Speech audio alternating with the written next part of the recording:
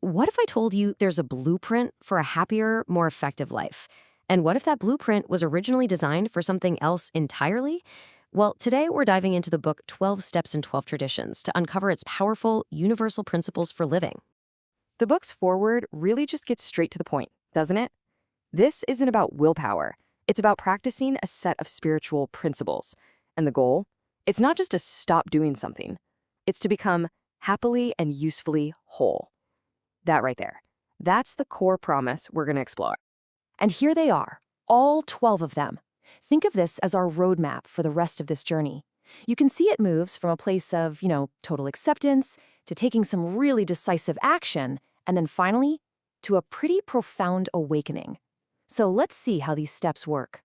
All right, every great journey has to start somewhere. And for this one, it all begins with two foundational steps. These form the bedrock of the entire philosophy. First, a really radical acceptance of reality, and second, finding a brand new source of strength.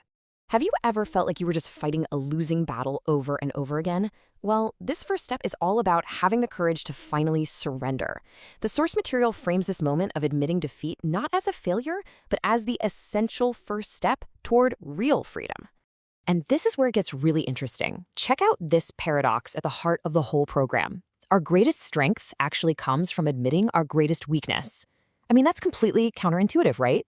But according to the text, it's the only way to build a solid foundation for a new life.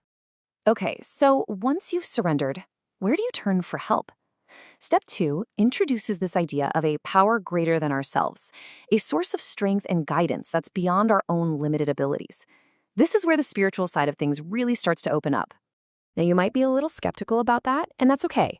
The program has a pretty brilliant solution. There are no rigid rules or dogmas here. The steps are just suggestions. All that's required is an open mind and a willingness to think that maybe, just maybe, you're not all alone in your struggles. So, now that we've laid that foundation, it's time to roll up our sleeves and get to work. This next phase is all about cleaning house, a process of taking a fearless look at ourselves, at our past, so we can finally move from a life of isolation to one of real, genuine connection. And this all starts with what's called a moral inventory. The best way to think about it is like cleaning out a really messy closet. You have to pull everything out, look at it honestly, and then decide what you're going to keep and what you really need to let go of. It's not about beating yourself up, it's about self-discovery. Okay, so this slide kind of breaks down that cleaning house process into 4 key actions. First, you take stock of your life with some unflinching honesty. Second, you share your story, which breaks the power of secrecy. Third, you get truly willing to change. And finally, you start making things right by taking responsibility. So what's the ultimate reward for all this really hard work? The source text makes this incredibly powerful promise. This whole process, it's the beginning of the end of isolation. It's about that feeling of finally being able to connect with other people on a much deeper, more authentic level. But here's a really, really important guideline. This process of making things right, it's not about just easing our own conscience at someone else's expense. You have to be super careful. The whole point is to bring healing, not to cause more harm. It takes a lot of courage and compassion. All right, so after all that intense work of cleaning house, the program shifts gears. It moves into a new phase, a daily practice. This is where it stops being a one-time project and starts becoming a sustainable way of living, day in and day out. Now, this isn't about beating yourself up over every tiny mistake. Not at all. It's just about developing a daily habit of self-awareness. Catching yourself when you're a little off track and taking responsibility right in the moment. It's amazing what a simple daily check-in can do. We all know what a physical hangover feels like, right? Well, the book talks about something called an emotional hangover. It's that awful feeling of being weighed down by yesterday's negativity, all that resentment, fear, or anger. The goal here is to clear away that emotional junk so you can start each day fresh. Step 11 gives us the tools to stay plugged into that higher power we found back in Step 2. Whether that's through prayer or meditation or even just spending some quiet time in nature, the goal is to cultivate a real sense of peace and purpose in our daily lives.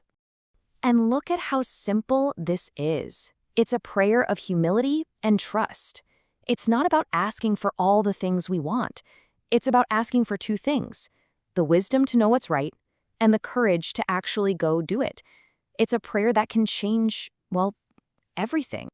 And here we are. We've reached the top of the mountain, the culmination of the whole journey. This final step isn't just an outcome, it's a promise of a totally new beginning, and it's the natural result of putting all those other steps into practice. See, this spiritual awakening, it's not a passive thing. It's a call to action.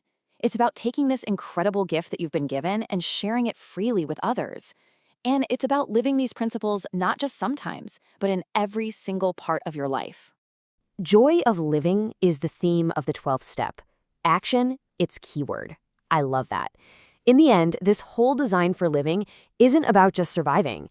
It's about thriving. It's about finding a deep, lasting joy that only comes from a life of purpose and of service to others. So, we'll leave you with this question from the book itself. Could these 12 steps, born from a desperate struggle, actually hold the key to a happier, more meaningful life for pretty much all of us?